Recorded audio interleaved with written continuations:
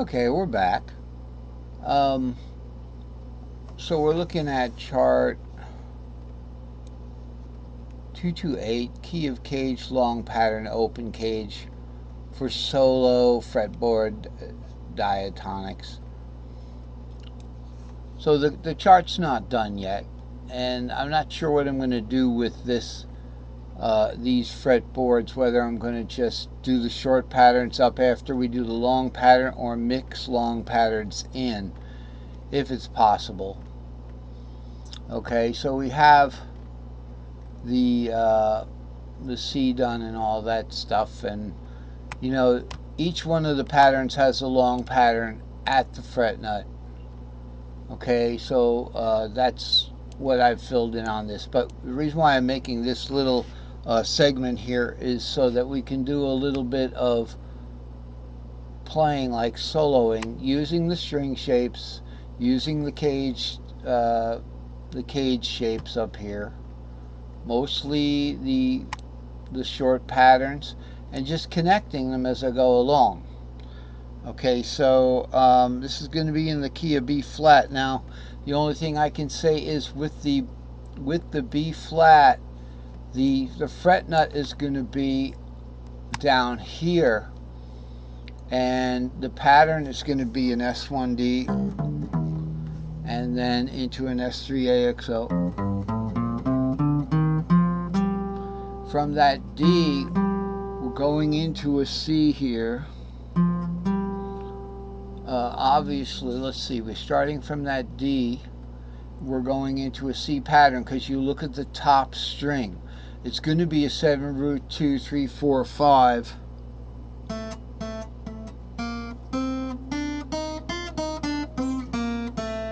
So it's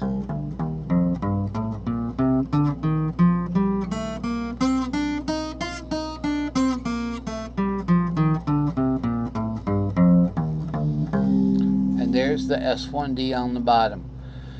So that's the D pattern. I doubt I'm going to be able to play it during the song. I can try, okay, and the other patterns are simply the same patterns as we go along here. And I'm going to see if I can get something going with that D pattern there. Alright, so I've pre-recorded a little song that I'm going to play along to, so you'll know it's me. Okay, and I'll show you what I'm talking about.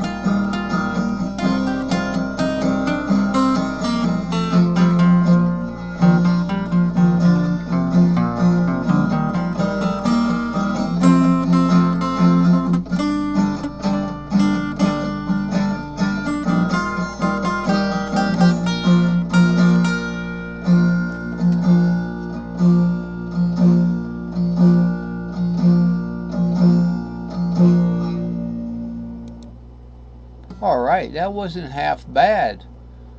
That wasn't too bad there, Andy, shoveling snow in the winter storm we had. And I guess it's always nice to have someone else take the picture. So that went over pretty well, and it took quite some little amount of practice today. I had to do the strumming part a number of times.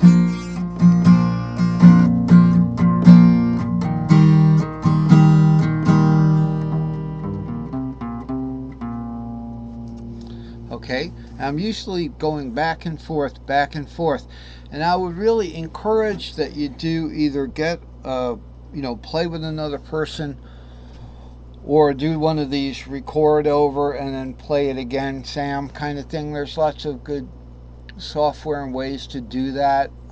But that was the long pattern for the D on the bottom, because remember, my guitar is down tuned. Okay, so I got my new capo here, we know that. And wow, this is really like one of those wrist exercises. It's about as fun to do as one of those, and so this is the E here. All right, and then down here is the D, and then down here is the C. So that is what why that particular song was in B flat, because I was really playing it on the D shape. That's why I went to the D shape, because the D, are we on? D is 2 whole steps, B flat is 2 whole steps below the D. Okay, that's why I played this in D, in B flat rather, down here. So all it really was a D shape. I could play it kind of in the key of D, right? But I had to make sure that I stuck to one key, and so that song in the key of D would go something like,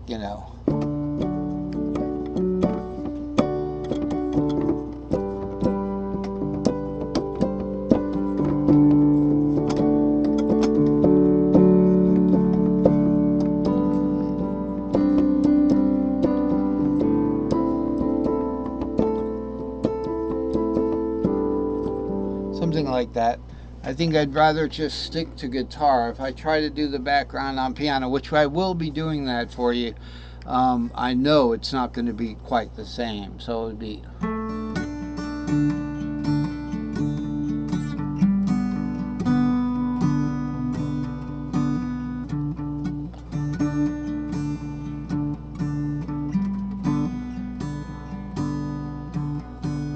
Now, for me, it'd be a lot easier if I could just play that in C.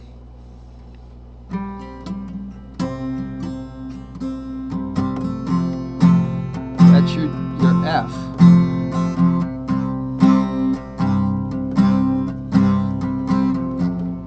Now remember, it's okay. It's okay to suspend the root chord to the 4th. But it's not okay to suspend the 4th to the 4th. That's not okay. It's not in the mode. But it is when you get to the 5th. Because you're suspending the B to the C, which is the root of the chord. So that's the gist of it. Staying in the mode for playing practices, and it helps you link together these caged shapes. By the way, if you want to subscribe and like hit the button below, put the URL together with the instructions for Facebook, and apply for entrance into the Facebook group Andy's Free Guitar Chart videos. It's been a great lesson today, and we'll see you next time.